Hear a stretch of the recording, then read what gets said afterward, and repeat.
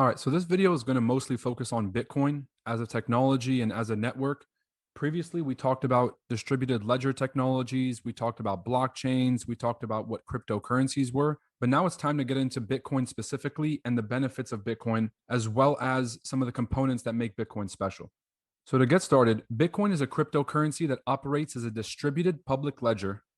Bitcoin uses blockchain in order to maintain the organization of that network. So we previously talked about what a cryptocurrency was. That's a digital or virtual currency that is built with strong cryptography, which makes it secure. Most cryptocurrencies are based on blockchain technology. We'll talk about that in more detail as to what these things actually mean. But all we need to know right now is that Bitcoin is a cryptocurrency, and what cryptocurrencies are virtual or digital currencies that are built with cryptography. So the three things that we mentioned are distributed public ledgers. So let's go through these one by one and let's figure out what those words mean.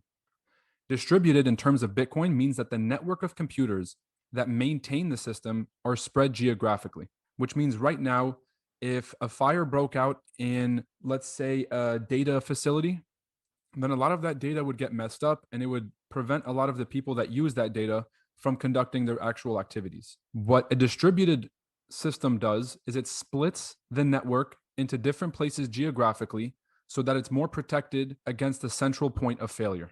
Public means that the transactional information that's included in the Bitcoin network is public for all participants to see.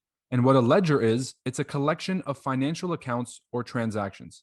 So a distributed public ledger is a collection of financial accounts or transactions that's public for everyone to see, that is spread geographically so there's no central point of failure. So what Bitcoin really is it's a software network that's spread all around the world that allows individuals to transact and to store that transaction information in a very organized and accurate way. So it's important to know the difference between a network and a native currency, because a lot of the times people use Bitcoin and BTC interchangeably, but it's important to understand what these words actually mean. Bitcoin refers to the actual network that contains that public, decentralized, and anonymous ledger that uses cryptographic code to protect it and preserve those transactions. So Bitcoin is basically the network that allows all of these transactions to happen. BTC is something called the native asset or the native currency of this Bitcoin network. You can only use the native asset of the blockchain on that network. And so if you're using the Bitcoin network, then you can only transact using Bitcoins or BTCs. So BTC is the unit of account that we can transact on the Bitcoin network. So the easiest way to think about a network versus a currency is to think about the current dollar system. So if you go anywhere in the world that transacts with dollars, you can use US dollars. And so the US dollar system would be the network that you can use, and the currency of the dollar would be the native currency of that system. Or another example would be something like bus tokens, which means that if you had these tokens, they would represent value in that bus system, and you can use them to get on and off buses and to ride the lines to different destinations. But if you try to take those tokens and spend them somewhere else, they wouldn't be valid. So those tokens are the native asset of the bus network, and they would be considered the native currency because you can use them for transactional value inside of that network. So if you've heard of other cryptocurrencies, something like Ethereum, it's a very similar system. So Ethereum would be the network, and ETH would be the currency that is the native asset of the Ethereum network. So it's important to understand the difference between the two, because what we end up owning, trading, and transacting is the native asset, but the technology that we're using to underpin all of this is the network. We went through what money was in the introductory videos, introducing what money is and the different uses of money. So BTC is very similar. It operates as a currency.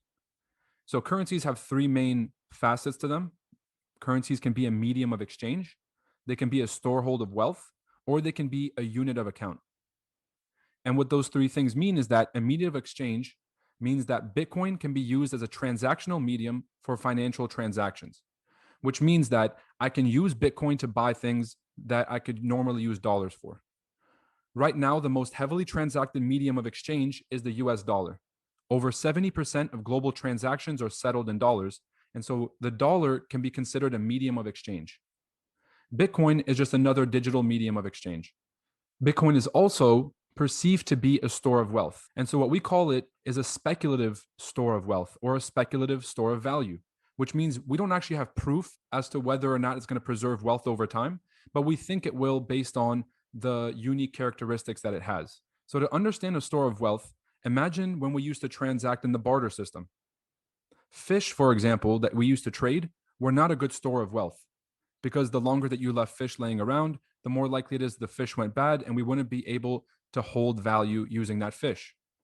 But the fish was a medium of exchange. So you can take that fish and you can actually go around and buy salt, gold, anything else that people would use to transact in the barter system.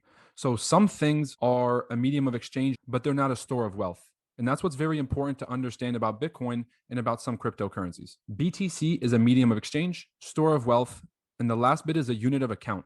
So Bitcoin can be used to denominate value of other assets.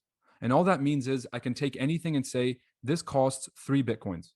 This costs 475 Bitcoins. This costs 0.005 Bitcoins. And so if you can denominate an asset's value in it, it is considered a unit of account. So the dollar is a unit of account because we can say that something at the store is $100 or the car I bought is X amount of dollars. The US dollar is a medium of exchange because I can go anywhere and I can exchange that dollar for goods or services. Now, it's questionable as to whether the dollar is a store of wealth. A store of wealth means it has to protect your purchasing power over time. The dollar has something called inflation, which we touched on earlier, which means its value decreases over time. So it's not a good way to preserve your wealth. Bitcoin, on the other hand, because it has a fixed supply, which is something that we'll talk about in the next video, it is perceived to be a better store of wealth than fiat currencies. And fiat currencies are those major currencies that we talked about before. So if we can recap what Bitcoin is a distributed ledger that contains public information about all the transactions that happened on the network. So any individual that transacted Bitcoins, bought Bitcoins, sold Bitcoins, traded Bitcoin for something else, those transactions show up on the Bitcoin network as long as it was a valid transaction. So Bitcoin is this public ledger where we can see everything that's happening, but it's in an anonymous way. So names aren't attached to all the transactions we can see, but instead wallet addresses are. The beauty of this system is you can maintain your privacy to do whatever you want with your transactions, but it's public enough that if there's nefarious activity, the public can know about it and can move to act. The other beauties about Bitcoin is that it's decentralized, so there's no central authority making decisions for Bitcoin. It is based on computer algorithms, and everything about Bitcoin's procedures are based on that algorithm. Bitcoin also has a distributed system, which means that there is no central point of failure, and the network is spread out geographically around the world to maintain the security of that network. So now that we've gotten a brief introduction into Bitcoin, the later videos will explain some of the nuances and some of the details involving these transactions.